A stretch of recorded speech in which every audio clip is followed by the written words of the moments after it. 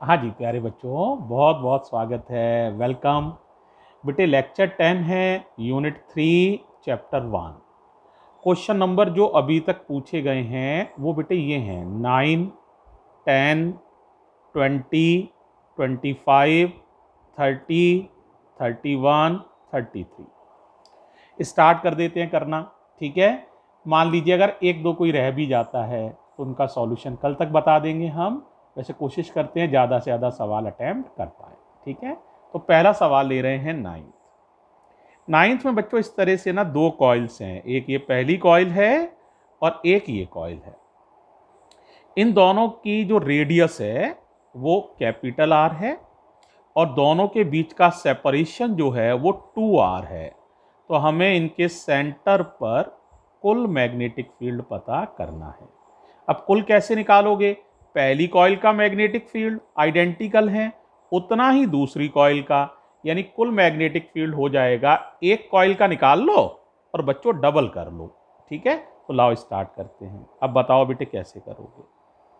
तो BO हो जाएगा 2B1। अब B1 होता कितना है? फॉर्मूला बोलो। कल बताया था एक्सियल लाइन पर मैग्नेटिक फील्ड निकालना, फॉर्मूला थोड़ा सा लंबा था। चलो मैं एक बार लिख रहा हूं, तुम लोग याद करो बेटा। हैं, अच्छा ये था बेटा mu naught upon 4 pi 2 pi I A² upon A² plus X² की पावर 3/2। अब यहां ए का नाम क्या था? ए का नाम था रेडियस ऑफ द कॉइल। तो यहां ए की जगह आपको क्या लिखना पड़ेगा बताओ जरा? ए की जगह लिखना पड़ेगा आर, क्योंकि रेडियस ऑफ द कॉइल इस सवाल में बड़ा आर है। तो ए को रिप्लेस करना बड़े आर से। और एक्स की जगह, एक्स माने है ये मिड पॉइंट, यहां निकालना है मैग्नेटिक फील्ड। तो यहां से यहां की डिस्टेंस को आप समझ सकते हैं, ये है आपकी एक्स। इसकी वैल्यू हो गई आपकी अगेन कैपिटल आर। यहां मैंने हो सकता है स्मॉल आर लिखा हो, तो अगर स्मॉल आर लिखा हो तो स्मॉल आर लिख लेना, तो स्मॉल आर की वैल्यू कैपिटल आर लिख देना। देख लेना ए लिखा होगा तो ये तो रेडियस लिखी होगी, ये डिस्टेंस मैंने शायद स्मॉल आर लिखी होगी, तो परेशान नहीं होना, स्मॉल आर लिख लेना। स्मॉल आर की वैल्यू बड़ा आर हो जाएगी। अब इन वैल्यू को प्लेस कर दो, बस आंसर आ जाएगा, और कुछ ज़्यादा करना तो है नहीं बेटा। तो बताओ कितना आ जाएगा? 2 × mu naught upon 4 pi 2 pi I A², तो R² अपॉन, ऐड करो R² और R², तो ये हो गया बेटा 2R² की पावर 3/2। आसान है। देखो 2 पाई और 2 तो 2 पाई इंटू 4 पाई से ये 4 पाई आराम से कट जाएगा। तो आंसर बचा क्या तुम्हारे पास? बचेगा म्यू नॉट, और n टर्न्स और हैं यार, एक बात और ध्यान रखना, n टर्न्स है तो n का मल्टीप्लाई और कर लेना भाई। ये मुझे ध्यान नहीं रहा, अब मैंने देखा है n टर्न्स हैं। अगर टर्न्स हो ना बेटा n, तो उसमें कोई दिक्कत नहीं है, बस n का मल्टीप्लाई और हो जाता है। तो n का मल्टीप्लाई क्यों किया है? क्योंकि हर कॉइल में n टर्न्स दिए हुए हैं। अब बताओ क्या रह जाएगा? I R² n 2R² की पावर 3/2। 3/2 पावर समझ रहे हो? 1.5 पावर, 1.5 समझते हो? एक और आधा, एक का मतलब 2 लिख दो और आधा का मतलब √2 लिख दो। तो ये 2 की पावर 3/2 हो गया। यहां देखोगे तो 2 से 2 कट जाएगा, या ऐसा समझ लो एक बार आप R² लिख दो, एक बार इसका √, लिख दो, या आप सीधा समझ लो 2 से 2 कट गया तो R की पावर आ जाएगा 3। तो देखो बेटा R² से यहाँ R बचेगा, और आपके पास जो आंसर आ जाएगा वो आ जाएगा mu naught NI upon 2√2R। 2√2R, ये हो गया आंसर। एकदम इजी है। तो बच्चों इस तरह से 9th वाला सवाल सबको समझ में आ जाना चाहिए। ठीक है, एक सवाल और ले रहा हूं, बच्चों ने पूछा है 9th के बाद 10th। तो देखो 10th वाला कर रहा हूं, केयरफुली देखना। ठीक है, 10th में ना बेटा जो मतलब नंबर 11 और 10 के उल्टे लिखे हुए हैं, तो जो 10 बुक में लिखा है वही 10 है, मैं करने जा रहा हूं। तो एक बार केयरफुली देखो, ये है tan जो बुक में लिखा है। ऐसा लिखा हुआ है बुक में कि एक कॉइल है, A उसकी रेडियस है और A बहुत बड़ा है, X बहुत छोटा है। फिर लैंग्वेज ध्यान से पढ़ना कि उस लैंग्वेज को अगर मैथमेटिकली लिखें तो कुछ इस तरह की बात है कि B सेंटर और B एक्सियल में से B सेंटर बड़ा है, तो B सेंटर में से अगर B एक्सियल घटाएं और उसमें B सेंटर का डिवाइड करें तो इतना आंसर आता है। वर्डिंग आप पढ़ के देखना, वर्डिंग उसमें जो है उनका सेंस इस तरह से बनेगा। उसमें लिखा हुआ है B centre is greater than by B axial by a factor of, factor माने डिवाइड होता है, तो डिवाइड किया गया है। सवाल की लैंग्वेज पढ़ना। अब आपको यहाँ दो मैग्नेटिक फील्ड चाहिए, एक तो सेंटर पर, एक एक्सियल लाइन पर, और आपको ध्यान ये रखना है ए बहुत बड़ा है। तो अगर हम ऐसा कर लेते हैं तो आंसर आ जाएगा। तो देखो बच्चों, सबसे पहले बी सेंटर लिखने की कोशिश करो। सेंटर पर मैग्नेटिक फील्ड तुम लोग बताओ, तुमने याद किया है? बोलो क्या होता है? हाँ बोलो। म्यू नॉट अपॉन 4 पाई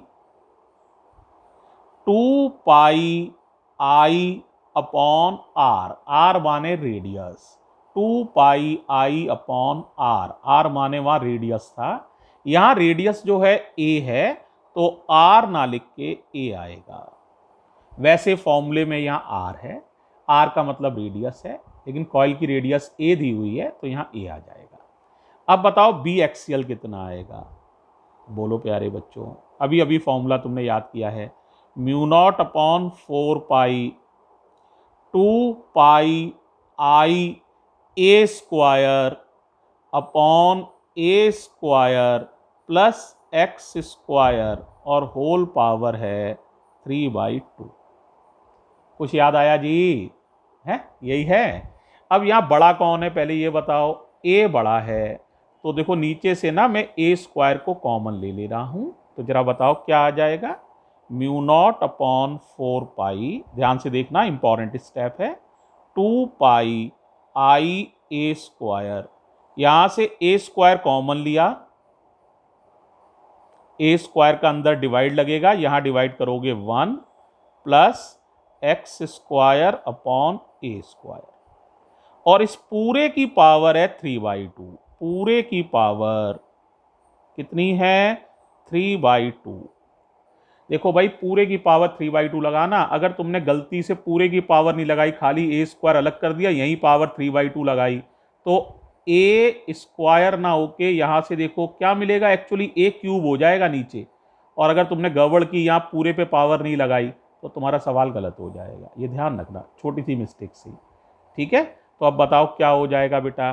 देखो 2 पाई से ये 4 पाई कट गया 2 बार, ऊपर भी देख लो 2 पाई से ये 4 पाई कट गया है 2 बार, तो ऊपर वाला हो गया है mu naught I upon 2a। अब नीचे वाला देख लो, ये हो गया है म्यू नॉट आई ए स्क्वायर अपॉन 2, ये कितना हो गया?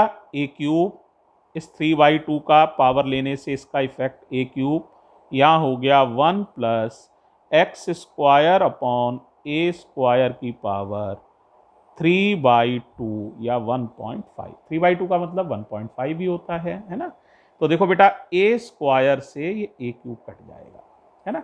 तो देखो जरा कितना आ गया बेटे, ये आ गया mu naught I upon 2a। Okay है? अब बताओ जरा, यहां बताओ कितना आ जाएगा? बोलो भाई, सारे बच्चे बोल लो। ये आपको बाइनोमियल थ्योरम लगानी है, तो 1.5 का यहां मल्टीप्लाई हो जाता है। बाइनोमियल थ्योरम मालूम है क्या होती है? 1 प्लस जो भी लिखा उसे x कहते हैं, 1 प्लस एक्स की पावर n, तो n इंटू एक्स हो जाता है, यानी इस पावर का इस टर्म में मल्टीप्लाई हो जाता है। ओके, तो आप चाहें तो लगा सकते हैं, तो ये हो जाएगा 1 प्लस 1.5 एक्स स्क्वायर अपॉन ए स्क्वायर, ये हो गया बेटा।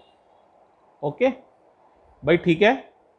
अब जरा देखो, केयरफुली देखना भाई थोड़ा सा। अब इन वैल्यूज को, ये 1 निकल आई इक्वेशन, ये इक्वेशन 2 निकल आई।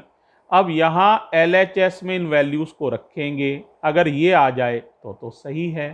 तो जरा LHS को केयरफुली देख लो, LHS को सॉल्व कर रहे हैं, ध्यान से देखना। बी सेंटर माने ये वैल्यू लिख दो, तो mu naught I upon 2a minus B axial की वैल्यू लिख दो, mu naught I upon 2a। ठीक है, और बताओ भाई, अपॉन में ये है, इस पावर को ऊपर ले जाएंगे तो ये हो जाएगा 1 प्लस 1.5 एक्स स्क्वायर अपॉन ए स्क्वायर की पावर -1 डिवाइडेड बाई, बताओ, डिवाइडेड बाई है बी सेंटर, यानी mu naught I upon 2a। सही है? क्या कटेगा बता सकते हो?